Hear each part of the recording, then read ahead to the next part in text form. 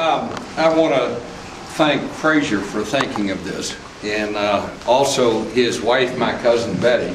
Yes, if you're from Virginia, we're all kin to each other. It's a special pleasure to be here. I'm standing in front of a cousin from home and a neighbor from Chicago. When I lived in Chicago, Lydia Gidwitz gave me a very different tour this afternoon than Frazier did. Frazier was the old farts tour, and Lydia was the students tour of Brown University, and I really appreciated that. What did you enjoy better? I got to admit the toy soldiers were pretty much right. Lydia didn't take me there. The Starbucks was competing with toy soldiers. It's a pleasure to be here at Brown. Is David Dumas here? David wrote me a letter. Thank you very much. Now, there were how many Brown graduates who were Confederate soldiers? 8 we know of. And how many of them died? 7. A lot of people think of the Civil War only as a regional contest, and it's amazing how many people from the South came north and people from the North came south, either to fight or to go to school and return, and that's no surprise to me that many Brown graduates were in the Confederate Army. I'm going to talk about Confederate flags tonight, and I'm going to talk to you as a history museum director and a curator, and a lot of you have that shot in your bag as a curator of not just what is it, but how do you take care of it. There are 2 big lightning rods in American history. If you want to evoke passion, controversy, and debate, bring up slavery or the Confederate flag.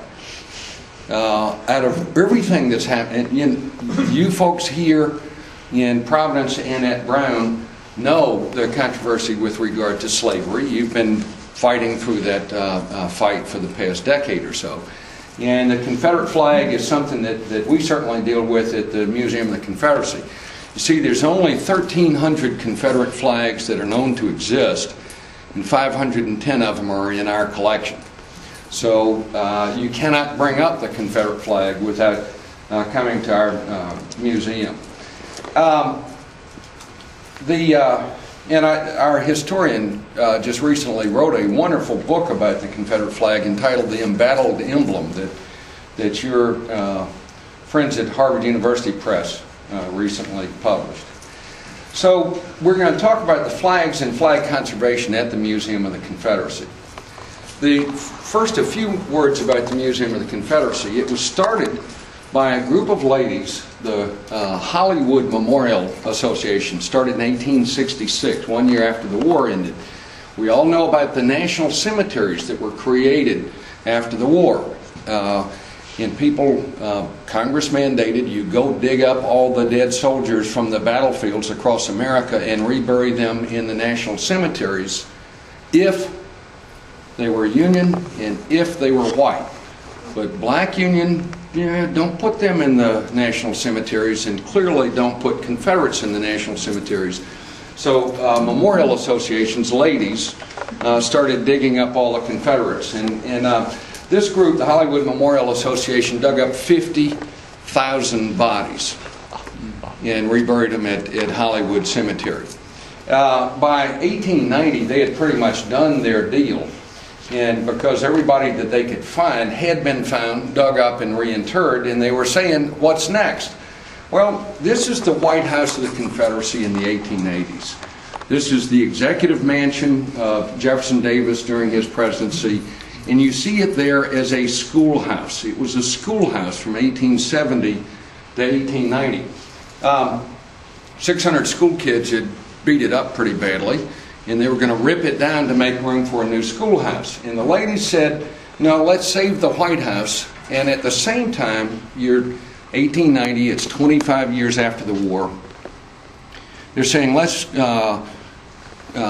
protect, preserve the legacy of the Confederacy. And the way you do that was you collect from the participants themselves all of their items. And that's exactly what happened. The museum opened in 1896. Just a couple of words about the museum opening. All the original leadership of the museum were female. The original president of the board was Jefferson Davis's widow. Each state of the Confederacy had a representative. Virginia's was Robert E. Lee's daughter. South Carolina was Waite Hampton's daughter. And these women put together the collection as the legacy of the Confederacy. There is no other collection like this devoted to the Civil War in the country. In the North, most of the artifacts were either retained in families for much longer or were very fractured, such that there's a great museum in Philadelphia if you're interested in Pennsylvania stuff. But there's no Rhode Island things in Pennsylvania. There's a great museum in Massachusetts for Massachusetts stuff, and the Museum of the Confederacy was for the whole Confederacy. We got a lot of flags. Over half of our flags came from the U.S. War Department. During the war, it was the practice, if you captured the other guy's flag, you did not take it home as a souvenir. What you did was turn it over to higher quarters. And so all of the Confederate flags captured in the war went to Washington, D.C. in the War Department. All the Union flags captured in the war went to Richmond, and they burned up in the evacuation fire. So just a tremendous resource was sitting in the War Department in 1900. At the same time, it was right at the end of the Spanish-American War, which was a period of great reconciliation between North and South. Southerners enlisted in droves in the American Army to prove that they were Americans again. 4 Confederate generals re-upped and became generals in the U.S. Army, including Teddy Roosevelt's commander at the Battle of San Juan Hill. But in 1905, Teddy Roosevelt was a president, and he led a reconciliation move that led to Congress saying, let's return all these flags to the South. And in 1905, if they could identify where a flag came from, they sent it to that state. 75 flags were sent to Virginia. The state gave those flags to us. A year later, they said, we've still got 252 flags that we cannot identify. And so Congress actually deeded all of those flags to us at the Museum of the Confederacy. On top of that, by the way, let me go back to that reconciliation thought for a second.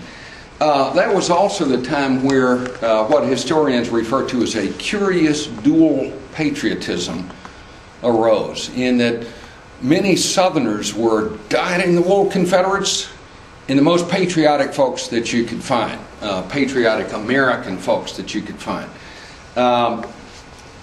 That tradition lives on today. They say that the Army in Iraq, and you can talk about the Marine Corps whenever, speaks with a Southern accent because there's so many Southerners that are in the armed services.